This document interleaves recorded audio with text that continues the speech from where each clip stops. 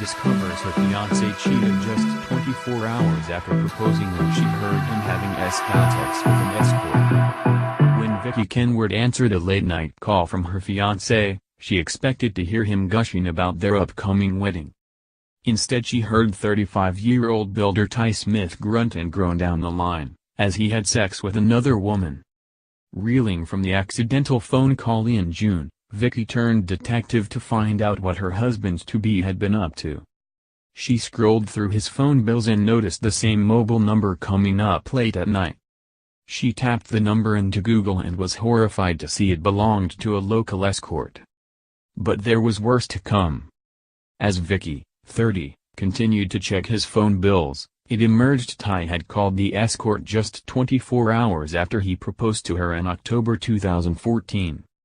Vikkie, of Shimley Green, Surrey, says, "I was the happiest woman alive that day, and we both decided we would plow every last penny into the wedding to make it the best day ever. Instead he decided to spend our wedding cash on an escort. He was calling them so often, he must have been gagging for it." The couple first met when they were working on a building site in September 2013. Vikkie says, "He was gorgeous, we started texting and having cigarette breaks whenever we could. 3 weeks later he kissed me and 2 months later he moved in with me. One day, he came home from work, walked into the bedroom, got down on one knee and asked me to marry him. I had just got out of the shower, had wet hair and no makeup on. I thought he loved me for me." Ironically, it was Ty's trustworthy nature that first drew Vikkie to him. She says, "He told me we were meant to be together and that he'd never cheated before. He said he wasn't that sort of guy. I would have trusted him with my life." Armed with the facts, Vikkie confronted her love-rat fiancé. She says, "I found out the escort's name and asked him innocently, 'Who is Amy in Bracknell?' He tried to play dumb at first, then he told me he had been at an escort's house, but for work, he'd been doing some guttering. Ty eventually admitted he had paid Amy for sex. Vikkie says, "He told me it was just a massage with a happy ending, as if that made it better. After several minutes, he confessed he'd slept with her too. I was so disgusted. How could the man I love be capable of such a thing?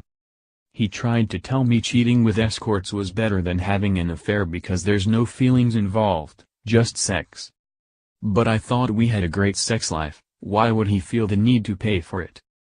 To make matters worse, Vikkie realized Ty had spent more on sex with escorts than he had on her princess-cut engagement ring.